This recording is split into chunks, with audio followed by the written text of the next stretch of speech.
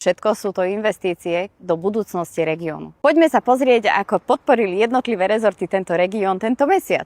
Začnime dopravou. Zrýchlenie výstavby diaľnice D1 Turiany-Hubova, modernizácia železničnej trate Žilina-Košice, vydanie pravoplatného rozhodnutia o stavebnom zámere na stavbe cesty 1. triedy /65, Košťany nad Turcom, konkrétne Križovatka, no ale aj mnohé iné projekty, ktoré boli podporené v uznesení.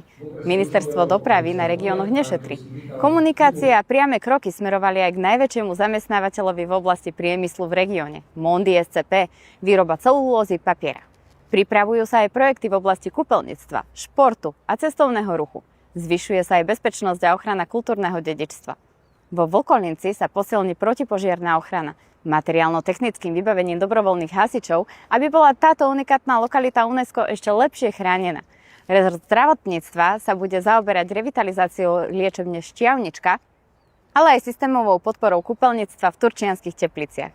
Rezort cestovného ruchu sa bude venovať podpore turizmu, konkrétne Martinským holiam, ale aj rozvoju kúpeľov v Turčianskych Tepliciach. Všetko sú to investície do budúcnosti regiónu.